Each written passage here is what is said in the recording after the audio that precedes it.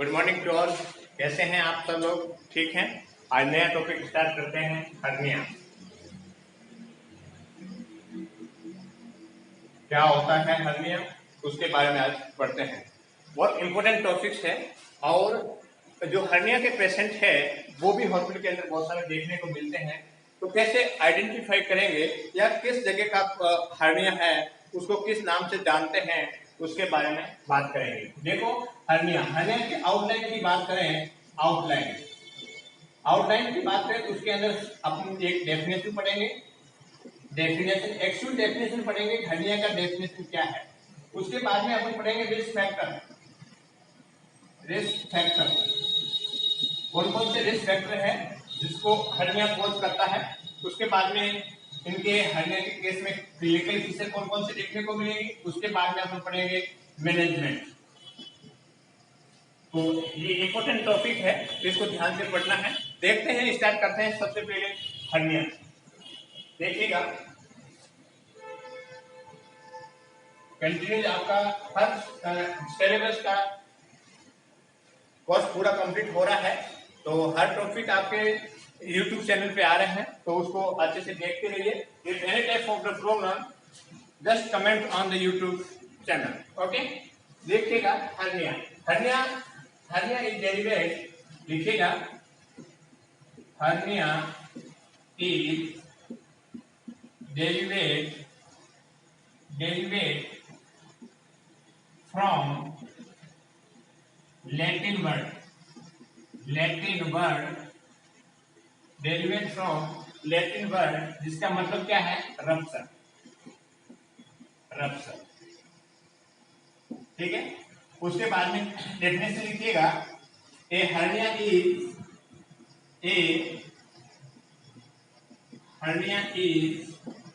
Defined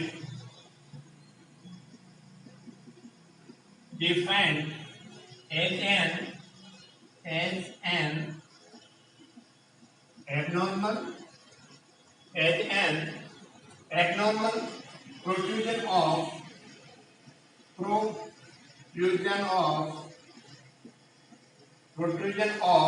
an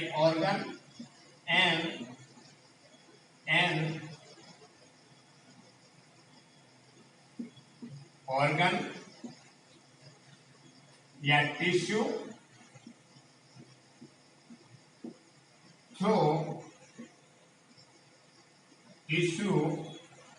through a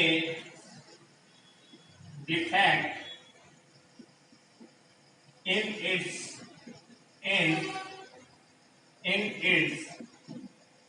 surrounding wall,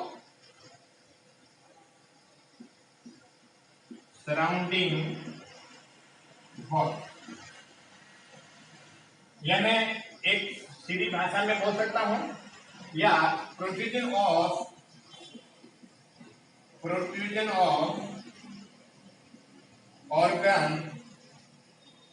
organ due to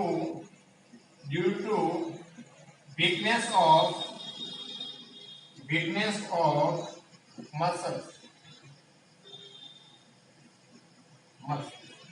are known as the hernia। देखिएगा, hernia के अंदर क्या होता है। हर्निया के अंदर जो बॉडी के अंदर जो ऑर्गन है, उस ऑर्गन का क्या हुआ है? प्रोट्रूजन हुआ है। उस ऑर्गन का एक जगह से दूसरी जगह पे खिसक गया है, हर्निया कहलाता है। देखिएगा, hernia is a derivative from, ये कहां से लिया गया है? ये लैटिन वर्ड है, लैटिन है। आपने देखा होगा, एक ग्रीक वर्ड से लिया गया है और एक लैटिन वर्ड से लिया गया है। तो हर्निया जो लिया गया है वो एक लैटिन वर्ड से लिया गया है, जिसका मतलब क्या हुआ है? रप्चर होना। देखिएगा, रप्चर होना ध्यान रखना है, ठीक है। तो एक क्वेश्चन ये बनता है कि हर्निया कहां से लिया गया है? लैटिन वर्ड से लिया गया है, जिसका मतलब क्या हुआ? रप्चर होना। ठीक है। दूसरा एक डेफिनेशन की बात करें, देखिएगा, a hernia is an defined as an abnormal protrusion, normal नहीं, abnormal protrusion of an organ, protrusion का मतलब क्या हुआ? एंट्री, है ना, एंटर, एंटर होना, है ना, प्रोट्रूजन होना। Abnormal protrusion of an organ या टिश्यू थ्रो, किसके द्वारा? Through a defect in its surrounding wall. देखिएगा, sorry, a hernia is defined as an abnormal protrusion of the organ, abnormal protrusion of the organ through the defect wall, है ना? तो मतलब कि मेरे कहने का मतलब है कि किसी ऑर्गन का प्रोट्रूज होना, किसी ऑर्गन का प्रोट्रूजन होना, किसी के अंदर एंट्री होना ड्यू टू, किस कारण से होता है? Due to defect of the muscles weakness, है ना? मसल्स वीकनेस होती है। मान लीजिए, देखिएगा, मान लीजिए ये पार्ट है, ये मसल्स है, इसके पास में ये ऑर्गन है।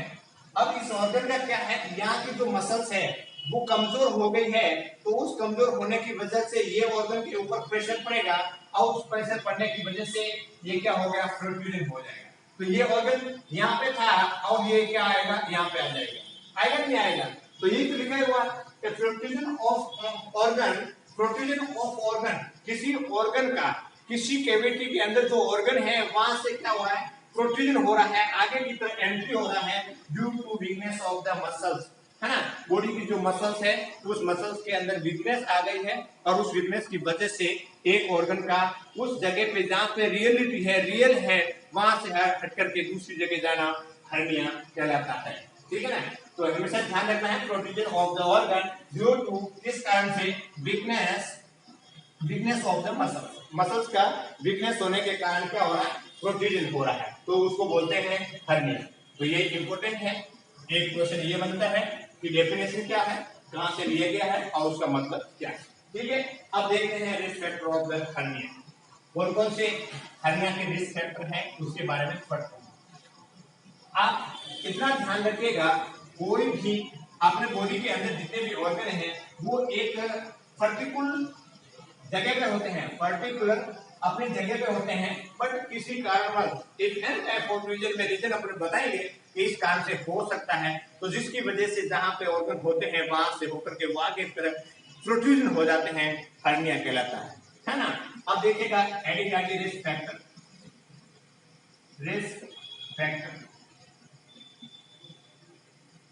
आपको समझना है कि हर्निया क्या होता है, कौन कौन से लोकेशन के अंदर होता है और उसका कैसे ट्रीटमेंट करना होता है। देखिएगा रिस्क फैक्टर, रिस्क फैक्टर के अंदर है weakness of the abdominal muscles, मैंने आपको लिखा दिया है, weakness of abdominal muscles, MUS. Mostly जो हर्निया होता है वो एब्डोमिनल के अंदर होता है, तो इसलिए weakness of the abdominal muscles. उसके बाद में है इंक्रीज, दूसरा है increase abdominal pressure, abdominal pressure ये होता है मोस्ट कॉमन, है ना? मोस्ट कॉमन यही होता है। उसके बाद में तीसरा है क्रोनिक कफ या सीओपीडी,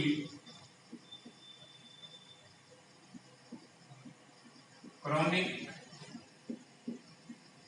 कफ या COPD, chronic obstructive pulmonary disease. उसके बाद में है ओबेसिटी, उसके बाद में है ओबेसिटी, उसके बाद में है कॉन्स्टिपेशन, कॉन्स्टिपेशन, उसके बाद में है इनर्वेंट प्रोस्टेट, enlargement of prostate, उसके बाद में है pregnancy,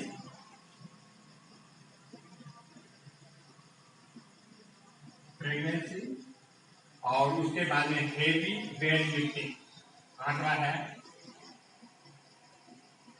heavy weight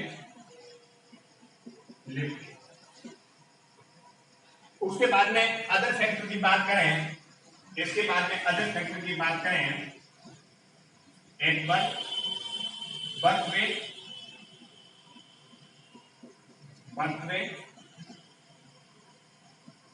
below the 500 ml, ग्राम, जिसको प्रीटर्म बेबी बोलते हैं, उसके अंदर भी प्रीटर्म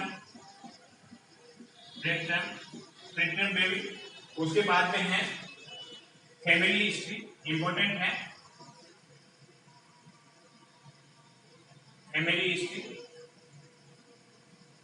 फैमिली हिस्ट्री। उसके बाद में है आर्टेरियल एन्यूरिज्म। कितना होगा? 11।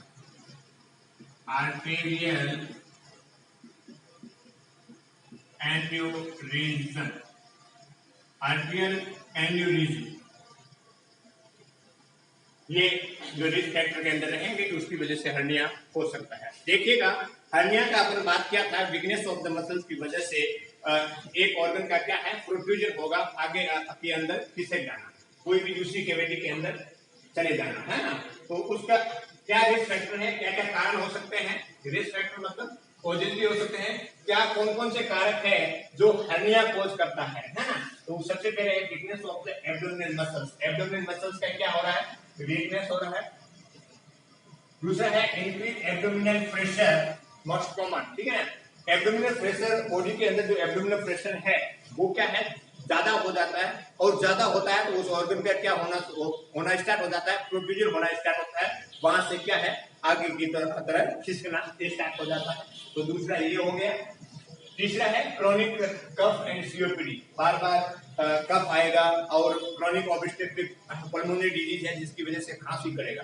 तो खांसी करेगा तो उस कंडीशन के अंदर बॉडी के अंदर प्रेशर पड़ता है और जिसकी वजह से प्रोट्रूजन होते हैं। उसके बाद में ओबेसिटी वाले पर्सन होते हैं, उसमें कॉन्स्टिपेशन वाले के अंदर, और उसके बाद में एनलार्जमेंट ऑफ द प्रोस्टेट का एनलार्जमेंट होता है, बड़ा हो जाता है उसकी वजह से, और प्रेगनेंसी के अंदर भी हर्निया होने की संभावना रहती है। उसके बाद में हेवी वेट लिफ्टिंग, जैसे वजन ज्यादा लिफ्ट करते हैं, उठाते हैं, तो उस कंडीशन के अंदर भी प्रेशर पड़ता है, और प्रेशर पड़ा जो ऑर्गन है, बॉडी के अंदर जो ऑर्गन है वो क्या है, आगे की ओर प्रोट्रूड होने की संभावना रहती है। दूसरा है बर्थ वेट, जिसका 500 ग्राम से कम है, तो प्रीटर्म बेबी है, तो उसके अंदर भी हर्निया होने की संभावना रहती है। जिसमें फैमिली हिस्ट्री है, जिसको फैमिली हिस्ट्री है, पहले भी हर्निया है, हर्निया की शिकायत है, उसको हर्निया हुआ है, तो उस कंडीशन के अंदर दूसरों को भी हो सकता है।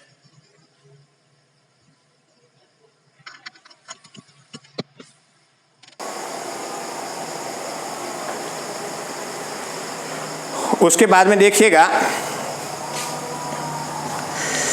रिस्क फैक्टर हो गया, मरवा दी।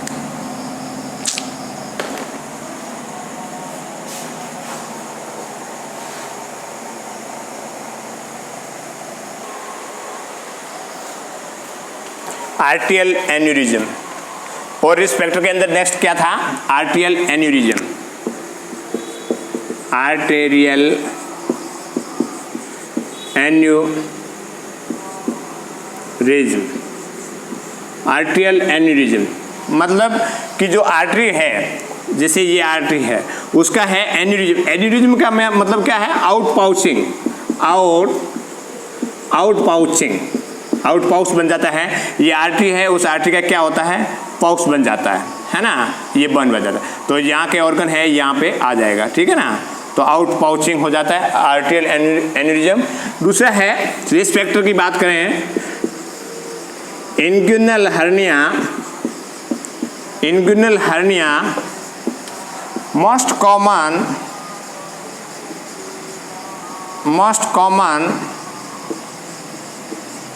इन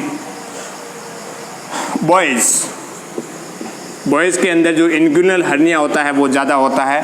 क्यों होता है, बॉयज़ के अंदर ही क्यों ज़्यादा होता है, क्योंकि सेक्स की बात करें है ना, मेल में ज़्यादा होता है, किसकी तुलना में, फीमेल की तुलना में। क्यों होता है, क्योंकि इंग्यूनल हर्निया जो स्क्रोटम के अंदर, टेस्टिस के अंदर जो स्क्रोटम रिंग है ना, वहाँ पे चला जाता है। तो क्योंकि because allowed the testicles to descend, जो टेस्टिस होते हैं उसकी वजह से क्या है, नीचे की तरफ डिसेंट होता है, ठीक है ना, कोई भी ऑर्गन है। तो अब देखते हैं इंग्युलर हर्निया क्या होता है, उसके बारे में बात करें।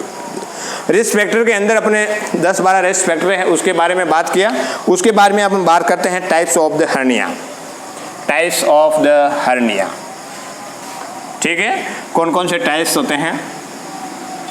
जैसे एक में लोकेशन की बात करें, लोकेशन की बात करें,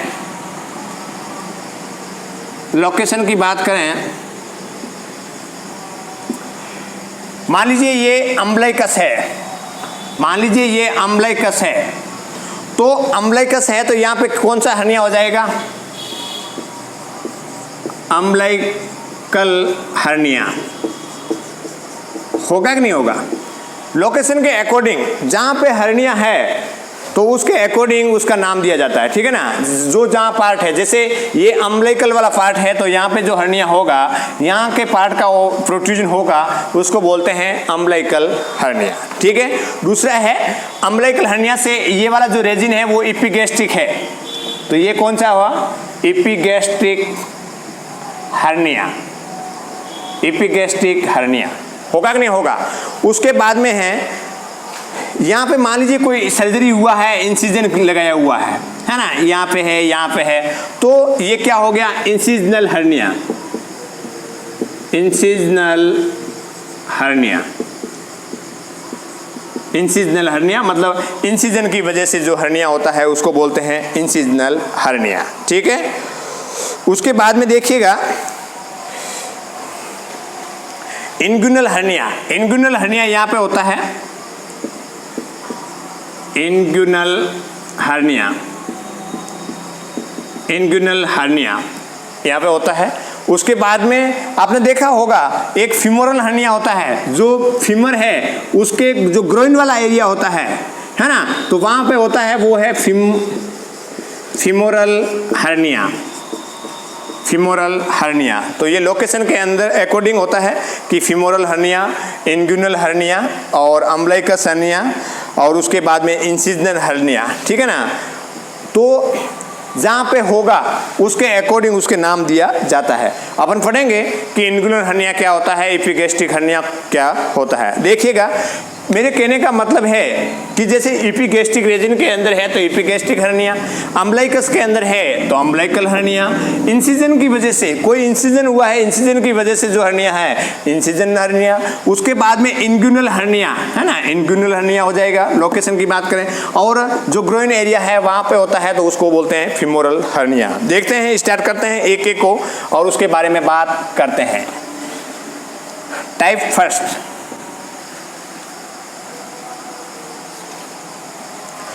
इंग्युनल hernia, inguinal hernia, inguinal hernia. Inguinal hernia के अंदर क्या होता है, protrusion of the protrusion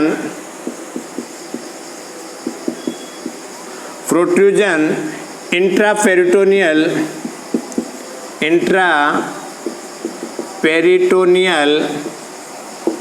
contents intraperitoneal contents like intestine,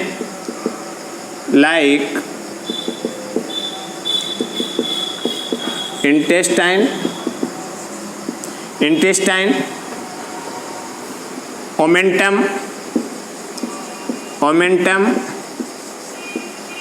ovary,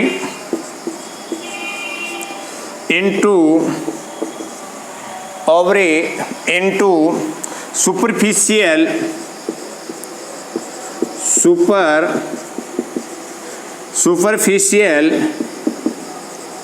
inguinal ring।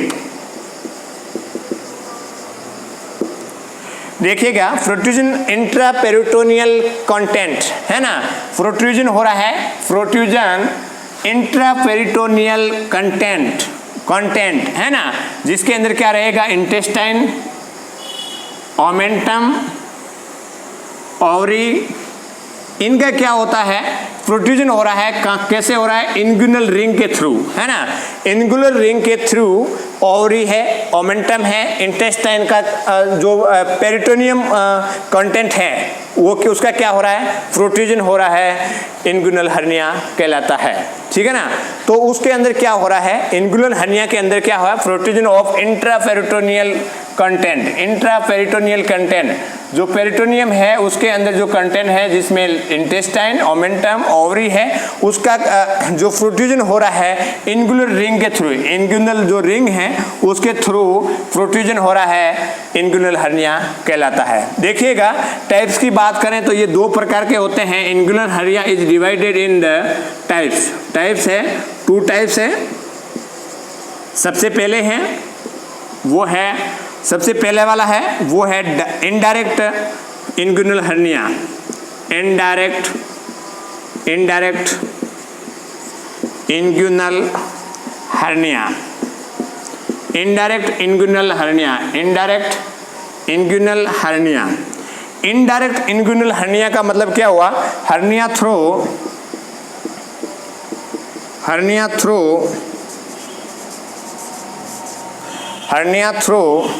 इंग्यूनल canal with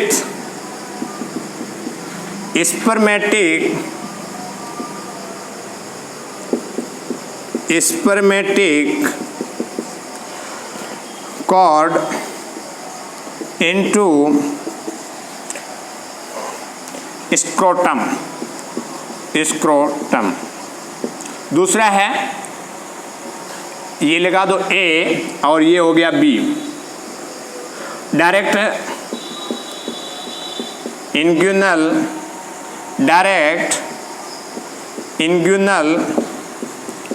hernia, direct inguinal hernia. देखिएगा इसके अंदर क्या होता है, हर्निया डायरेक्ट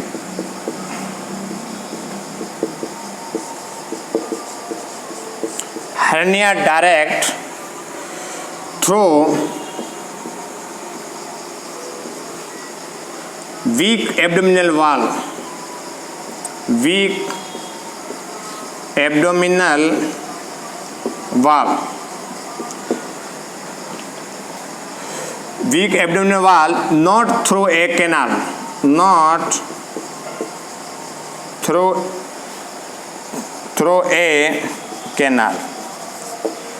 देखिएगा इंग्यूनल हर्निया के अंदर क्या हो रहा है कि protrusion of the peritoneal intraperitoneal organs, है ना, जिसमें इंटेस्टाइन है, ओमेंटम है, ओवरी है, वो इंग्यूनल रिंग के थ्रू क्या हो रहा है, प्रोट्रूजन हो रहा है, उसको बोलते हैं इंग्यूनल हर्निया। इंग्यूनल हर्निया भी 2 प्रकार के होते हैं, एक डायरेक्ट होता है, एक इनडायरेक्ट होता है। डायरेक्ट का मतलब वो सीधा, मैंने आपको बोला था कि वीकनेस ऑफ द मसल्स की वजह से किसी ऑर्गन का प्रोट्रूजन होना हर्निया कहलाता है। तो डायरेक्ट के अंदर क्या हो रहा है, डायरेक्ट इंग्यूनल हर्निया, जिसके अंदर है hernia direct through the weak abdominal wall, not through a canal, है ना, direct weakness of the wall, उस वॉल का क्या हो रहा है, वीकनेस हो रहा है, उसकी वजह से हो रहा है, डायरेक्ट इंग्यूनल हर्निया कहलाएगा, ठीक है।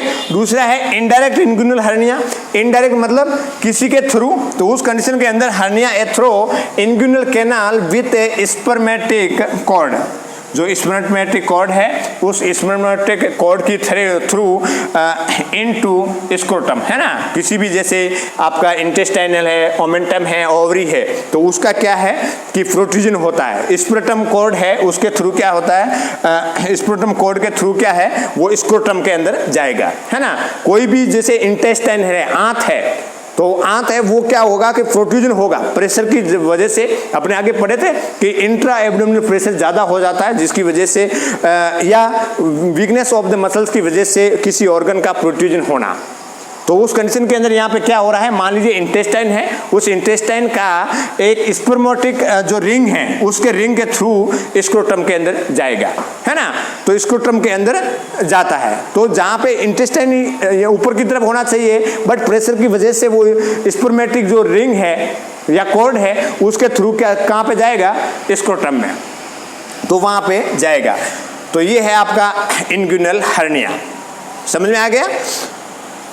उसके बाद में आगे पढ़ते हैं इंग्यूनल हर्निया। हो गया। जैसे स्क्रोटम के अंदर जाएगा तो स्क्रोटम है वहाँ पे, उसमें क्या आ जाएगा, स्वेलिंग आ जाएगा।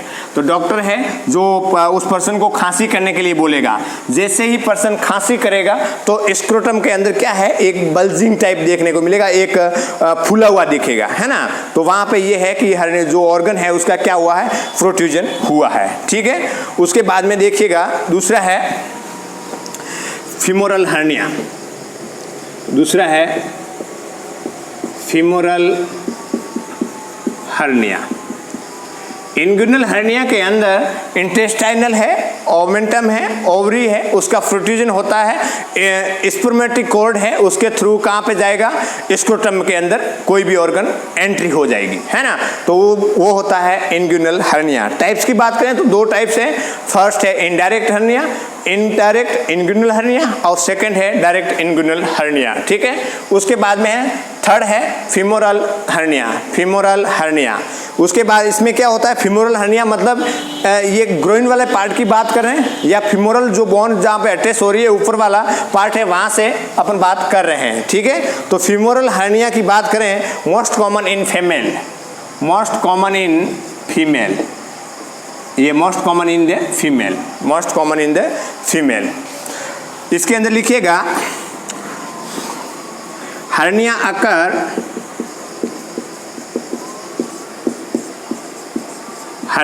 अकर through femoral ring, through femoral ring, femoral ring के थ्रू है हर्निया है जो आगे की ओर प्रोट्रूजन होगा, ठीक है ना। उसके बाद में it is the third most common type of hernia, it is third most common types of hernia. सबसे ज़्यादा जो हर्निया होता है वो इनडायरेक्ट हर्निया फर्स्ट, दूसरा है डायरेक्ट हर्निया, और तीसरा है फीमोरल हर्निया, ठीक है। तो hernia occur through the femoral ring, femoral ring के थ्रू कोई भी ऑर्गन का प्रोट्रूजन होना फीमोरल हर्निया कहलाता है, ठीक है। उसके बाद में मोर कॉमन इन मल्टीफेरा, ये कहाँ पर सबसे ज़्यादा किस में होता है, लिखेगा मोर कॉमन इन मल्टीफेरा। मल्टीफेरा जो वुमेन होती है उसके अंदर, मल्टीफेरा मतलब जो कितनी बार प्रेग्नेंट हुई है उसके अंदर ज़्यादा देखने को मिलता है। और most common on right side, most common in right side, right side bilateral भी होता है, बाइलेटरल मतलब दोनों साइड में भी होता है, राइट साइड में भी होता है, लेफ्ट साइड में होता है। बट मोस्ट कॉमन टाइप की बात करें, साइड की बात करें तो किस जगह पे होगा, राइट साइड के अंदर देखने को मिलेगा, ठीक है। तो फीमोरल हर्निया है जो फीमोरल रिंग के थ्रू किसी भी ऑर्गन का प्रोट्रूजन होना फीमोरल हर्निया कहलाता है। ये it is the third most common type of the hernia, third है। तो फर्स्ट और सेकेंड कौन सा है, फर्स्ट है indirect hernia, indirect inguinal hernia, और दूसरा है सेकंड है वो डायरेक्ट इंग्यूनल हर्निया, और थर्ड है फीमोरल हर्निया, ठीक है। और उसका यदि जो फीमोरल हर्निया है उसका ट्रीटमेंट की बात करें तो क्या करेंगे, एक्स्ट्रा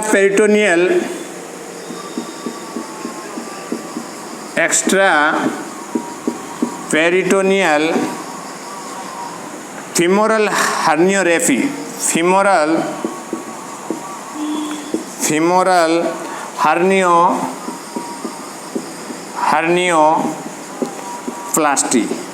हर्नियोप्लास्टी करते हैं ना, hernioplasty.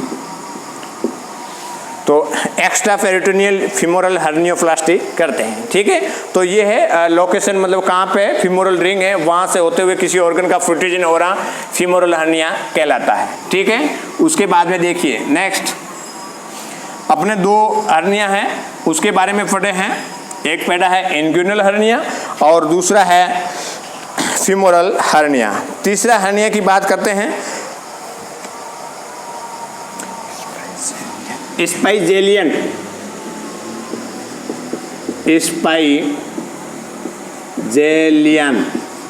Hernia,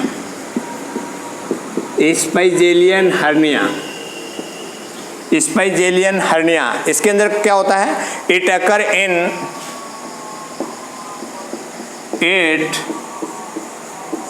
in between rectus muscles medially and semilunar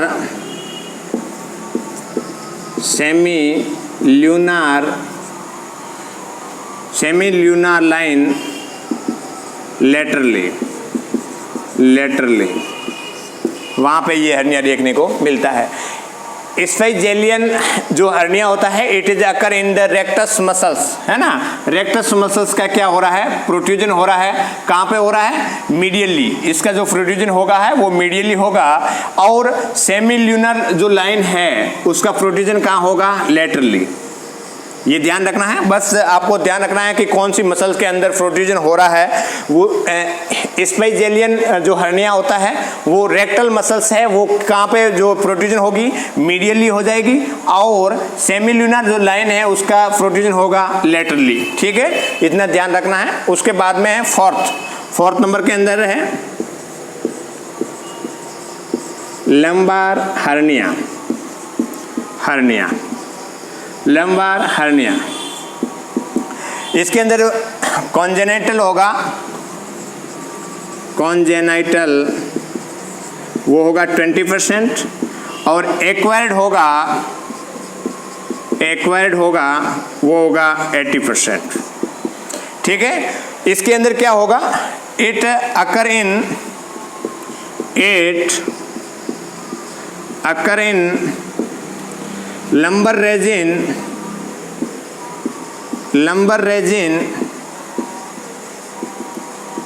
या lumbar region of the posterior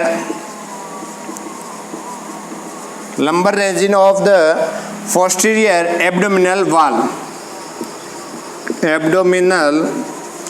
wall।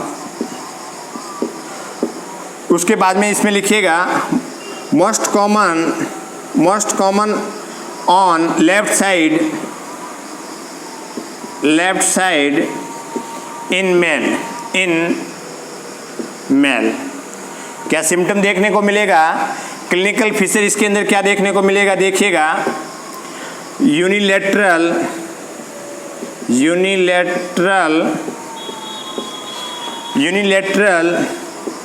bulge in flank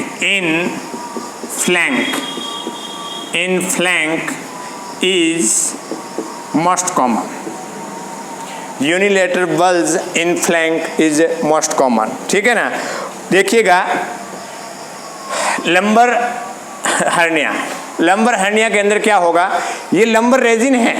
कहाँ पे हो रहा है? लंबर रेजिन के अंदर। आप जो अपन बॉडी का जो रेजिन पढ़ते हैं, 9 रेजिन के बारे में पढ़ते हैं कि नहीं पढ़ते हैं? कितने रेजिन होते हैं? 9 रेजिन होते हैं, है ना। 1 2 3 4 5 6 7 8 9, जिसमें ये एपिगैस्ट्रिक रेजिन हो गया, ये अम्बिलिकल रेजिन हो गया, और ये हो गया हाइपोगैस्ट्रिक रेजिन। होगा ना होगा?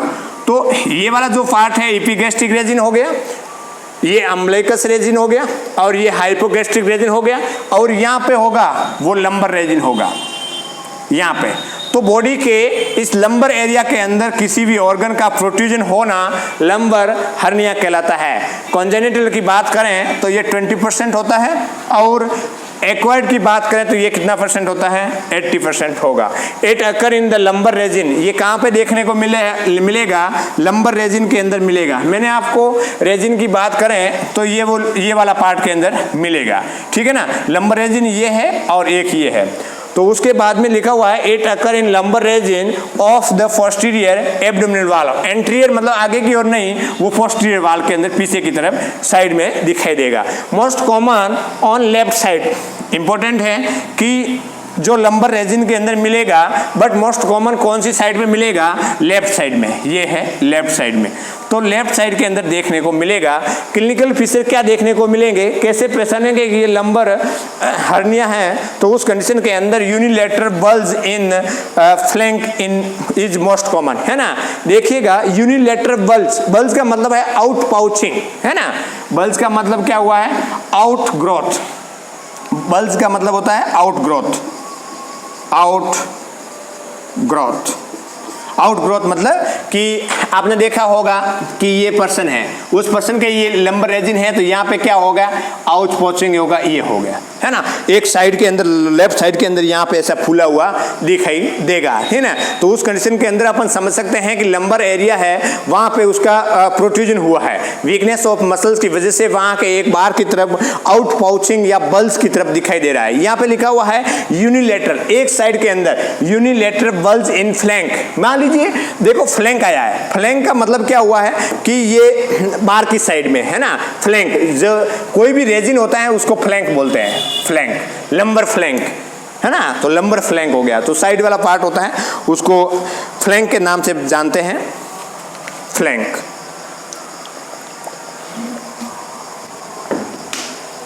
तो unilateral bulge in the flank is most common, है ना। एक साइड से बल्ज आउट पाउचिंग देखने को मिलेगी, उसको बोलते हैं लंबर रेजिन। समझ में आ गया। एस्पेजियल जो हर्निया है वो रेक्टल मसल्स और जो सेमिल्यूनर लाइन है उसका प्रोट्रूजन मीडियल और लेटरली हो जाता है। बस इतना ही याद रखना है, ज़्यादा उसमें याद नहीं रखना है। दूसरा है लंबर हर्निया, मतलब बॉडी के अंदर जो रेजिन है, लंबर रेजिन है, उसका प्रोट्रूजन हो जाता है due to the weakness of the muscles. तो उस कंडीशन के अंदर क्या होता है कि ये जो most common on left side के अंदर होगा, लेफ्ट साइड के अंदर मोस्ट कॉमन होगा। और कैसे पहचानेंगे? यूनिलेटरल बल्ज इन फ्लैंक, है ना। एक बार की तरफ ये प्रोट्रूजन हो गया, इस मसल्स है, और ये लंबर एरिया है उसका क्या होगा? ऐसे हो जाएगा। आउट पाउचिंग या आउट ग्रोथ देखने को मिलेगी। समझ में आ गया। उसके बाद में अपन बात करते हैं नेक्स्ट हर्निया। बस आपको ये ध्यान रखना है कि किस पार्ट के अंदर कौन सा हर्निया होता है। क्वेश्चन ऐसा आएगा कि कोई भी ऑर्गन देगा कि इस ऑर्गन का प्रोट्रूजन हो रहा है, कौन सा हर्निया कहलाता है ना। तो जो जिस ऑर्गन का नाम बताते हैं उसके लोकेशन के अकॉर्डिंग उस हर्निया का नाम लिखना होगा, ठीक है। देखो आगे नेक्स्ट देखते हैं हाइटल hernia. हाइटल hernia, हाइटल hernia, हाइटल hernia, हाइटल hernia. देखिएगा हाइटल हर्निया को ए कंडीशन इन विच लिखिएगा, ए condition in which part of the stomach, part of the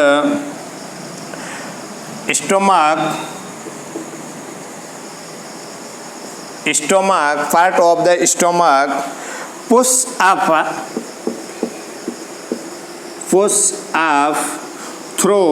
push up pushes up through the diaphragm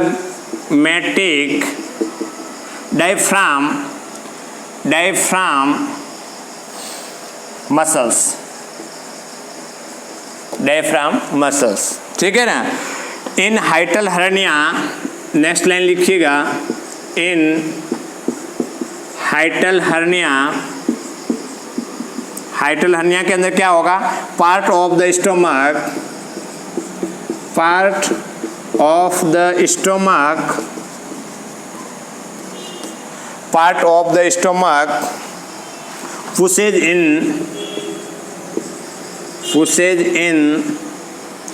into into the chest cavity it enter, कैसे enter होता है? It enter via an opening where the food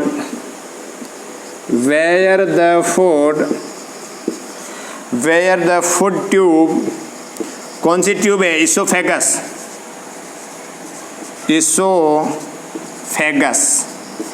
where the food tube है oesophagus, passage on its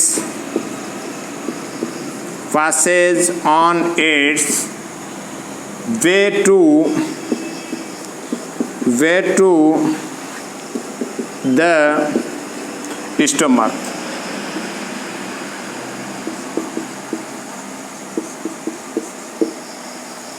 देखिएगा, दो definition लिखवाया है।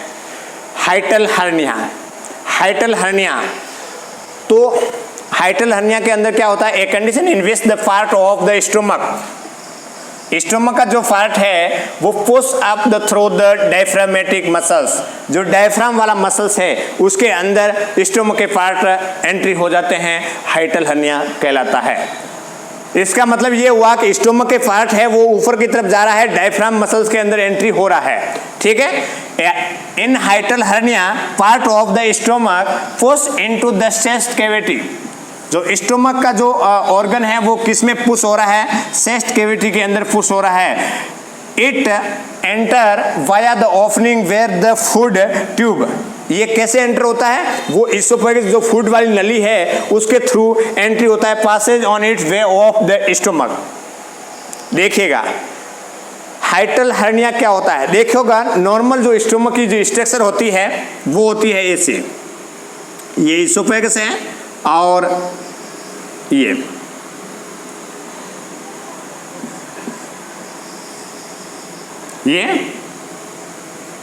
देखो ये है, ये इसोफेगस है, lower oesophageal sphincter, lower oesophageal sphincter जो यहाँ पे ये होता है। दूसरा है ये जो है वो कौन सा रेजिन है? Pyloric resin.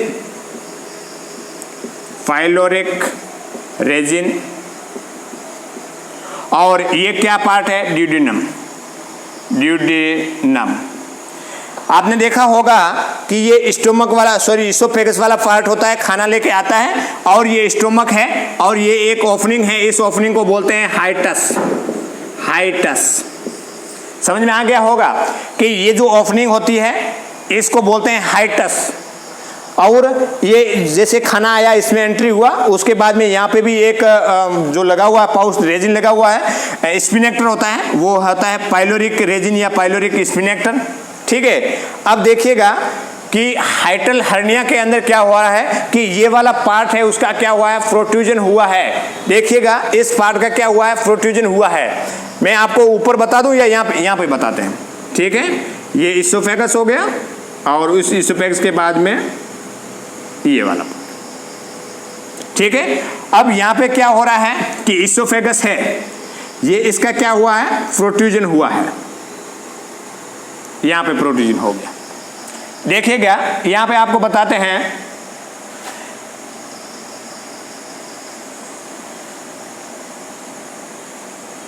ये है, ये स्टोमक है, इसके अंदर जो ये इसोफेगस वाला पार्ट है इसके अंदर क्या हो रहा है?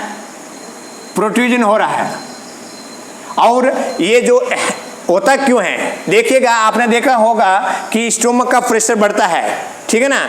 स्टोमक का क्या होगा? प्रेशर बढ़ेगा, स्टोमक का प्रेशर बढ़ेगा, बॉडी के अंदर स्टोमक का प्रेशर बढ़ेगा, है ना। यहाँ पे ये एक ओपनिंग है जिसको बोलते हैं हाइटस बोलते हैं, मैंने आपको बताया था पहले, हाइटस। और उसके बाद में मान लीजिए कि HCl, बॉडी के अंदर HCl का सीक्रेशन क्या होगा? इंक्रीज हुआ। HCl का सीक्रेशन इंक्रीज होने के वजह से हाइड्रोक्लोरिक एसिड जो बॉडी के अंदर स्टोमक के अंदर होता है उसका सिक्रेशन ज़्यादा होने की वजह से मोस्टली जो स्टोमक का जो फंडस पार्ट है, ये ऊपर वाला फंडस पार्ट होता है, तो उसकी मसल्स को क्या कर देता है, वीक कर देता है। HCl वीक कर देता है। HCl का सिक्रेशन, बॉडी के अंदर प्रेशर ज्यादा हुआ, HCl का सिक्रेशन हुआ, HCl का सिक्रेशन ज्यादा हुआ, फंडस जो पार्ट है ऊपर वाला जो ये पार्ट है फंडस है, उसकी मसल्स क्या हुआ, वीक हुआ, और उस वीक होने की वजह से स्टोमक के अंदर प्रेशर ऑलरेडी आ रहा है, और जिसकी वजह से आगे की तरफ जाएगा ऑर्गन का जो मसल्स का प्रोट्रूजन होगा, या स्टोमक के जो पार्ट है उसको क्या हुआ, प्रोट्रूजन होगा, और आगे ऊपर डायफ्राम के अंदर जाएगा, जो डायफ्राम वाली मसल्स है उसके अंदर एंट्री होगा, है ना। या अपन बोल सकते हैं कि यहाँ पे ऊपर क्या होती है, chest cavity, chest cavity.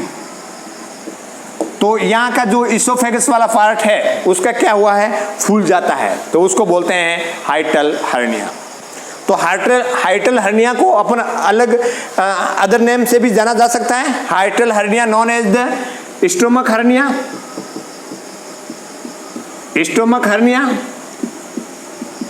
Gastric hernia, gastric hernia, stomach hernia या गैस्ट्रिक हर्निया के नाम से भी जाना जाता है। स्टोमक हर्निया और गैस्ट्रिक हर्निया या डायफ्राग्मेटिक हर्निया, क्योंकि डायफ्राम की मसल्स के अंदर हो रहा है तो उसको क्या बोलेंगे,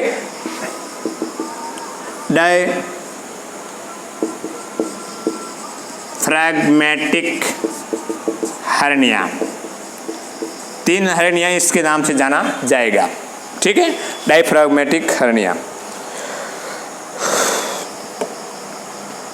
देखिएगा, मैंने आपको हाइटल हर्निया के बारे में बताया है। हाइटल हर्निया, हाइटल हर्निया के अंदर क्या होता है, पहले इंक भर लेते हैं उसके बाद।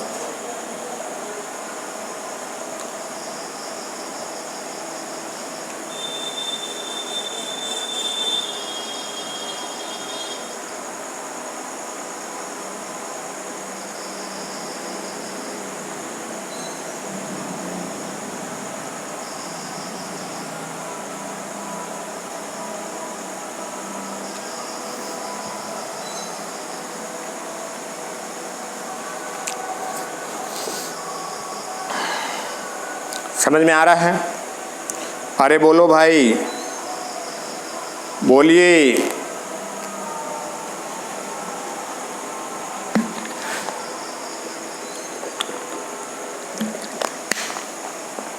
सर क्लास ज़्यादा लंबी लेते हैं, तो लंबी तो क्लास लेते थे, यहाँ पे ओरिजिनल भी लेते हैं ना। जो पहले लेते थे वो भी 1.5 घंटा 2-2 घंटा लेते थे, नहीं लेते थे। तो अब कौन सी लंबी होगी? अभी तो आगे कोई नहीं है, 4 ही चेयर खाली पड़ा है, तो भी मतलब लंबी ले रहे हैं, है ना। देखिएगा, हाइटल हर्निया, जैसे आपने मैंने ये बताया स्टोमक है और स्टोमक के ऊपर वाला जो ओपनिंग है उसको बोलते हैं हर्निया, हाइटस। उसको क्या बोलते हैं, क्या हो गया, हाइटस। ये वाला जो पार्ट है उसको क्या बोलते हैं, हाइटस।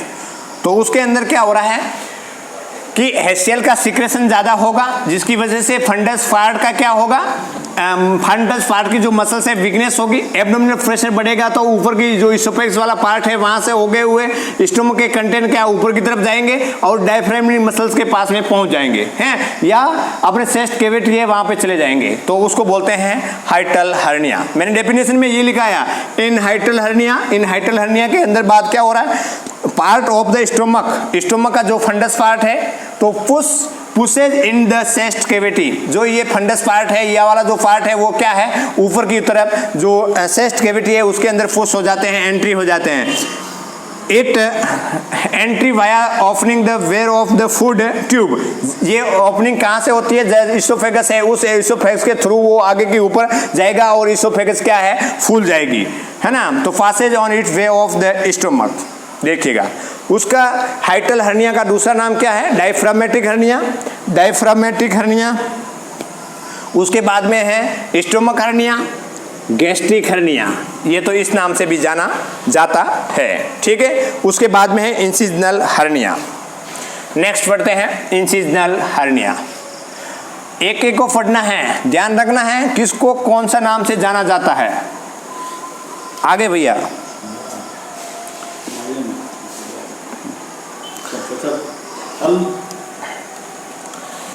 उसके बाद में है इंसिजनल हर्निया। लग रहा है ना, ठीक है ना? हाँ हाँ, इंसिजनल हर्निया। इंसिजनल हर्निया नाम से ही प्रतीत होता है। इंसिजनल मतलब कोई भी सर्जरी हुआ है जिसकी वजह से इंसिजन लगा है और उस इंसिजन जगह की मसल्स वीकनेस हुई है और उस वीकनेस मसल्स होने के कारण वहाँ पे ऑर्गन का क्या हुआ है, प्रोट्रूजन हुआ है, इंसिजनल हर्निया कहलाता है। ठीक है, देखिएगा इंसिजनल हर्निया, उसके अंदर लिखिएगा इंसिजनल हर्निया का दूसरा नाम है वर्टिकल हर्निया। वर्टिकल हर्निया, ठीक है। इसके अंदर लिखिएगा highest incidence highest incidence is seen in large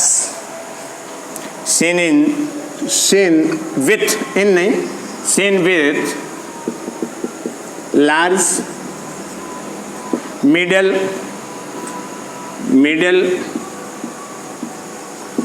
vertical and lower abdominal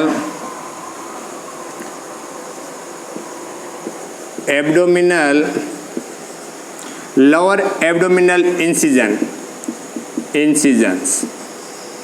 lower abdominal incision के अंदर देखने को मिलेगा। इफ नेक्स्ट लाइन लिखिएगा, इफ 4 सेंटीमीटर से ज़्यादा है, यदि इंसिजन 4 सेंटीमीटर से ज़्यादा है, should be repaired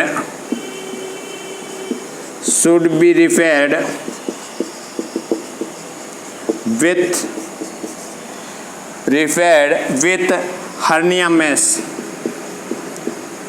hernia mesh और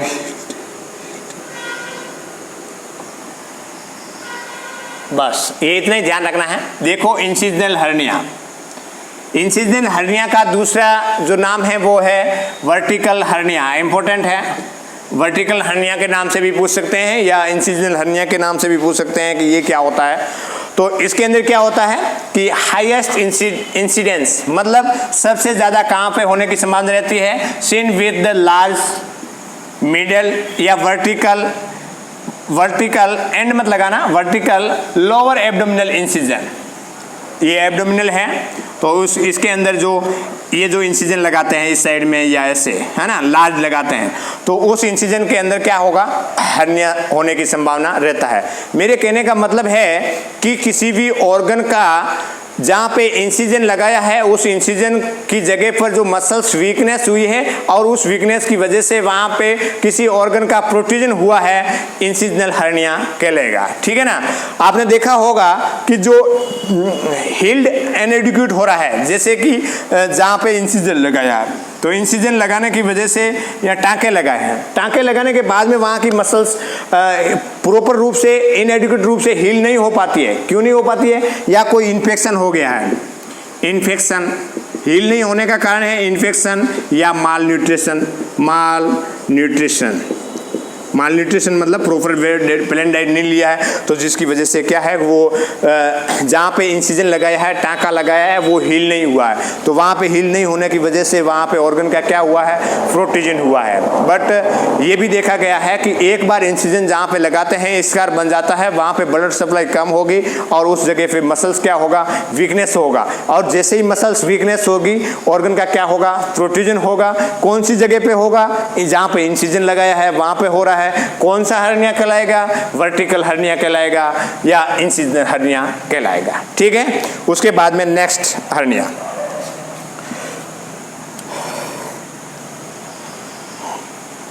तो उसके बाद में जो लगाया है कि एक बात और बताया था कि इंसिजन हर्निया यदि 4 सेंटीमीटर से ज्यादा है, इफ द 4 सेंटीमीटर लार्ज है, तो इंसिजनल 4 सेंटीमीटर से लार्ज है, तो उस कंडीशन के अंदर हर्नियल मैश होती है। रिपेयर कैसे करते हैं, रिपेयर करते हैं हर्निया मेश। तो ये क्या होती है, एक नेट टाइप की होती है, जाली होती है ऐसा,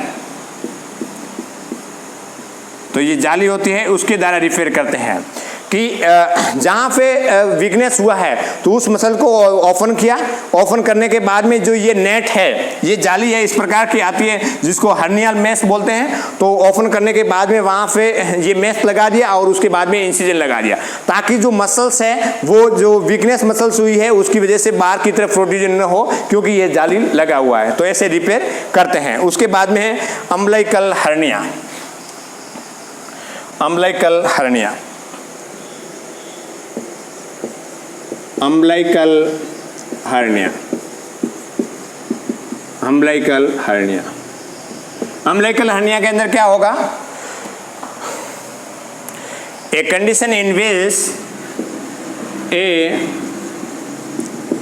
condition in which a condition in which the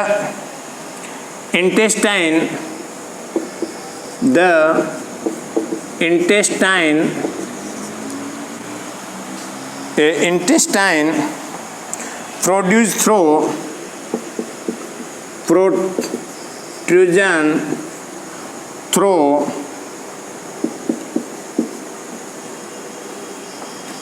the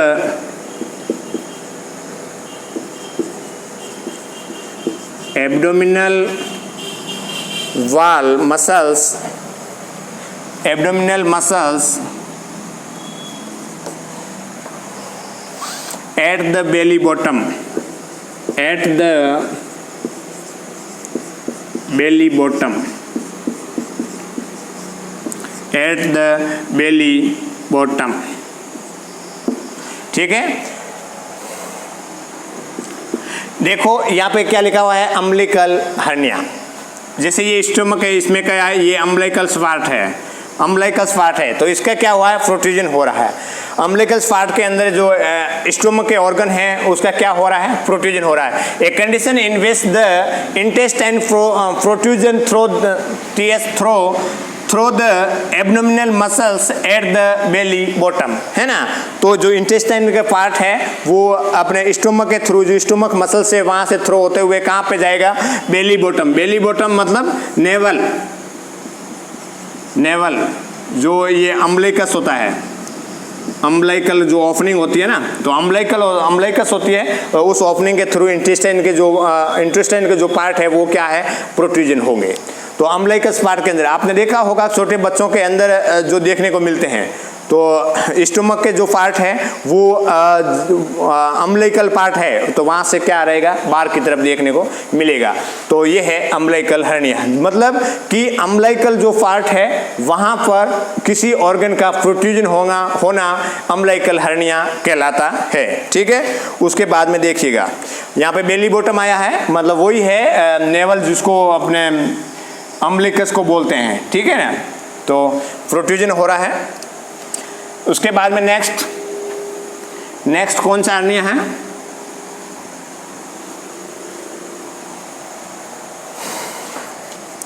ये कंप्लीट हो गया है आपके हर्निया। उसके बाद में है उसका मैनेजमेंट। ठीक है, मैनेजमेंट। अब क्या क्या मैनेजमेंट करेंगे देखिएगा। मैनेजमेंट के अंदर सबसे पहले एंटासिड ड्रग्स देंगे। कौन सी ड्रग्स देंगे, एंटासिड, एंटासिड्स ड्रग्स देंगे, एसिड को कम करेंगे। ठीक है ना, नहीं तो क्या होगा कि एसिड ज़्यादा होगा तो उस कंडीशन के अंदर बॉडी के अंदर जो स्टोमक का जो फंडस पार्ट है उस मसल्स को कमज़ोर करेगा, और कौन सा हर्निया कॉज करेगा, हाइटल हर्निया कॉज करेगा। ठीक है, उसके बाद में उस पेशेंट को जो भारी वजन है, नहीं ले जाने के लिए बोलेंगे, भारी वजन नहीं उठाना है, ज़्यादा वजन नहीं उठाना है, वेट लिफ्टिंग नहीं करना है। उसके बाद में हर्निया बेल्ट यूज करना है, हर्निया बेल्ट यूज करना है। उसके बाद में क्या करना है, एक्सरसाइज। उसके बाद में हर्नियोप्लास्टी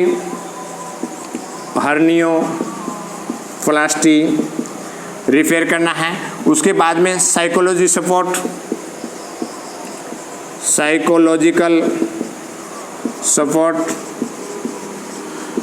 सपोर्ट, उसके बाद में बैलेंस डाइट, और उसके बाद में हर्नियोटोमी या हर्नियोप्लास्टी, ये तो मैंने आपको लिखा दिया है, ठीक है ना। उसके बाद में apply ice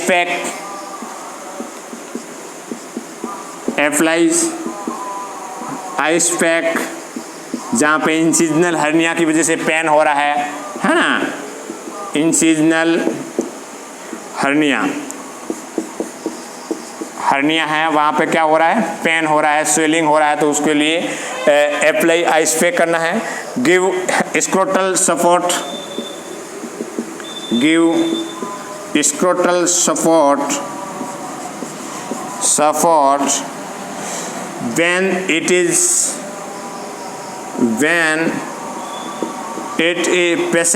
when patient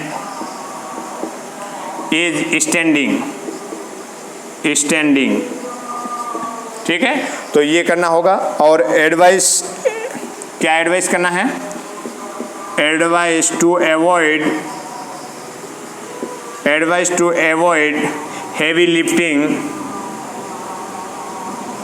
heavy lifting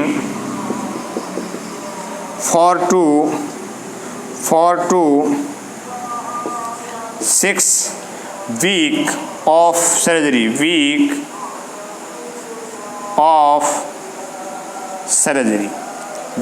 surgery। तो ये इम्पोर्टेंट मैनेजमेंट है, उसके बारे में ध्यान रखना है। सबसे पहले लिखा हुआ है कि एंटासिड देंगे, भारी वजन नहीं उठाना है। हर्निया बेल्ट है, जैसे मैंने आपको बोला था आउट पोस्टिंग या आउट ग्रोथ हो गया है लंबर रीजन के अंदर, तो उसका क्या है कि बाहर की तरफ फूल गया है, ठीक है, तो उसको है हर्निया बेल्ट आता है, उसको सपोर्ट देना है, ठीक है, ताकि और आगे न बढ़े।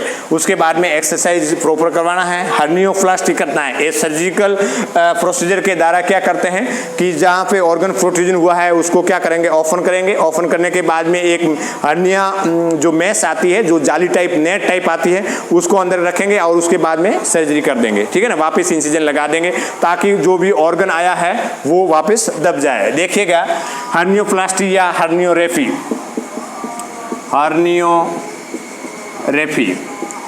तो ये करते हैं। तो उस कंडीशन के अंदर जो ऑर्गन प्रोट्रूजन हुआ है उसको क्या करेंगे, ओपन करेंगे, खोलेंगे। उसके बाद में यहाँ पे क्या लगा देंगे, अंदर नेट लगा देंगे, जिसको बोलते हैं हर्निया मैच, है ना, ये लगा दिया। और उसके बाद में ये वाली स्किन है उसको क्या कर देंगे, जोड़ देंगे और टांके लगा देंगे, ठीक है ना, ये टांका लगा दिया। तो ये नेट क्या काम करेगी कि जो मसल्स वीक की वजह से जो ऑर्गन बाहर आया है वो अंदर की दबा रहे हैं, ठीक है ना। तो ये इस प्रकार की सर्जरी भी करते हैं। पेशेंट को साइकोलॉजी सपोर्ट देना है, बैलेंस डाइट बहुत जरूरी है, और आइस पैक अप्लाई करना है। जो इंसिजन हर्निया हुआ है और वहाँ की वजह से ऑर्गन क्या आया है, बाहर आया है, जिसकी वजह से पेन एंड स्वेलिंग हो रहा है ना, स्वेलिंग हो रहा है, तो उसके अंदर क्या मिलेगा, रिलीफ मिलेगा। Give scrotal support when patient is standing, है ना।